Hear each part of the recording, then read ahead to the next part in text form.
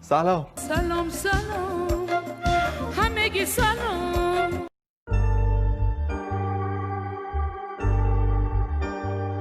یه ویدیوی خودمونی، گپ خودمونی بدون ادیت و بدون هیچی گفتم براتون رکورد کنم. A few moments later.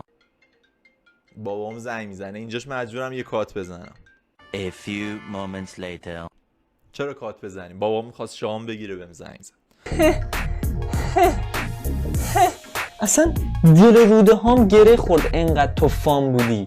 لعنتی با استعداد. مثلا اینکه چی الان فکر خیلی باحالی؟ میخوام یه حالت سورپرایزی باشه. هنوز دوست ندارم کشورشو بگم. تو رو خدا بگو. تو رو خدا بگو. من خوابم نمیبره اگه تو نگی.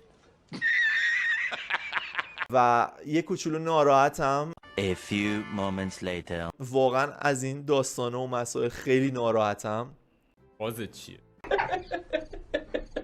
خیلی دیگه کمتر منو پشت پیسی میبینید. من اینه که بخوام استریم گیم میذارم، یعنی فقط میشه ولاگ و دوربین مخفی و چالش‌های مختلف بیرون و ویدیوهای دست جمع. یعنی قراره یوتیوب رو بتره کنیم با هم دیگه. یا ابوالفضل آروم با چی یا حسین؟ چی میگی؟ میشه یه روز با فنهات بازی کنی؟ نه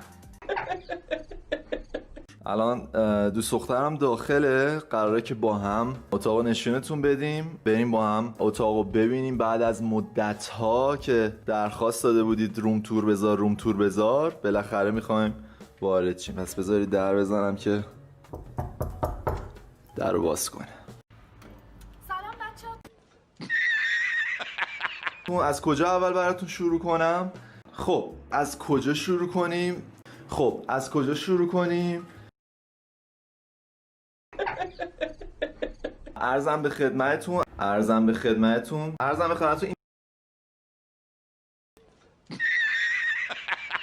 بریم سوال بعد. برای آینده چه برنامه‌ای داری؟ میخورم، میخوابم، میشاشم. آها، در تحصیلی من بهتون بگم که من باید بگم که من هیچ وقت درس نخوندم. من همیشه اون دانش آموزه بودم که کلاس‌ها رو میپیچوند. ماشین مورد علاقت چیه؟ کی با آریا آشنا شدی؟ ببین 2 سوال پرسیدی، من یه دونشو بیشتر به جواب نمیدم. ماشین مورد علاقه من هراید. فرشاد از باشگاه رفتنت ویدیو میسازی؟ نه فرشاد با چه سیستمی یوتیوب رو شروع کردی؟ گوشه و تبلت اندروید. خب شنا بلدی؟ نه فوتکو اینا گوش چطورید بچه‌ها؟ فرشاد سالم هستم. خوش اومدید به یه ویدیوی دیگه. این بار می‌خوایم که یه چالش انجام بدیم. نه اول بگم چالش چیه بعد بگم چالش مری کیل با دیش امیرجان قند و علی بروکس. نه با فرشاد سالم نه با تاکسیکل. نه با آریا کوکسر. سوال بعد. برای آینده چه برنامه‌ای داری؟ آینده همینطوری پیش میریم. همین مسیری که داری میری و پیش برو، هیچ گویی نخور کلا.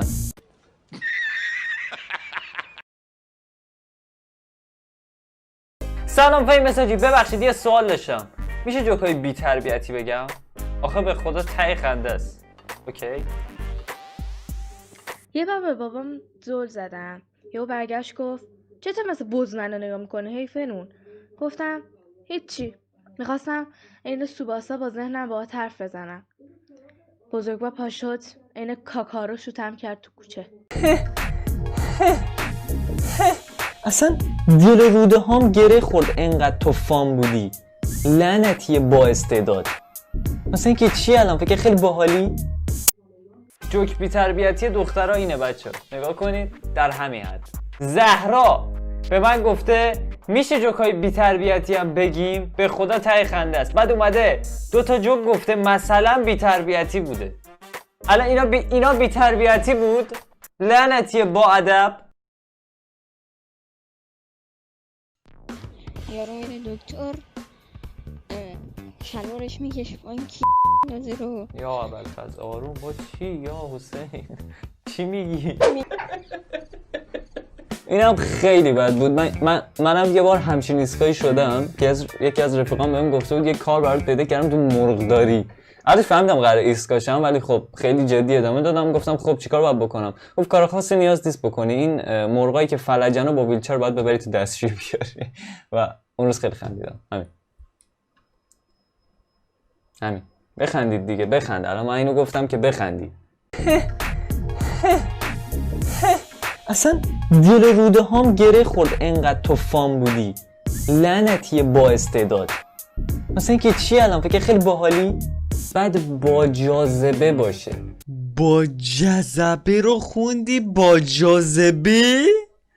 What the از همین تریبون به سعید جان میگم که اونجا با جذبه رو میخونی با جاذبه، اینجا دیگه وحید رو میگی سعید. حاجی هویج بیشتر بخور، اون چشات دیگه اصلا سو نداره.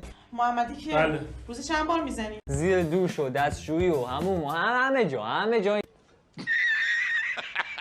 ولی یه جای جملهش اشکال داشت. نوشته بود که من باهوشم. نه همه بچهای حاج فهم باهوشن که یه همچین فهم باحال و خفنی رو انتخاب کردن و جزو خانواده باهوشه حاج فهم بشیم. از اونجایی که ما خیلی باهوشیم و آیکیومون بالاه، ولی سمت راستی خب معلومه که این حامل است. مثلا مشخصه. یه حسی بهم میگه که سمت راستی است. جواب چی میتونه باشه؟ این خانم لباس قرمزه چون تست بارداری تو کیفشه. از اونجایی که ما خیلی باهوشیم و آیکیومون بالاه، گفته که بین این دوتا عکس تفاوت رو پیدا کنید.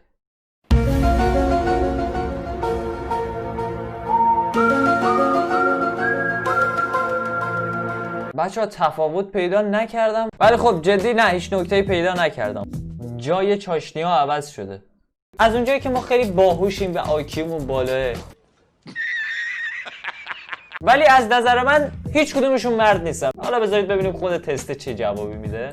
یه خانم حتی مسافرت هم بره 100 مدل شامپو نرم کننده و شامپوی بدن با خودش میبره. از اونجایی که ما خیلی باهوشیم و آیکیومون بالاه، کدام یک بچه دزد است؟ بچه سمت چپی که نمیتونه باشه. چرا؟ آفرین، سوال خوب پرسید. چون که کسی که این شکلی باشه خودش میره یه دونه تولید میکنه، اصلا نیازی نداره که یه بچه بدزده. اوکی. What the fuck؟ اگه به عکس کارت روپوش دقت کنید میبینید که یک نفر دیگه است و با چهره خودش فرق دارد. از اونجایی که ما خیلی باهوشیم و آیکیومون بالاه،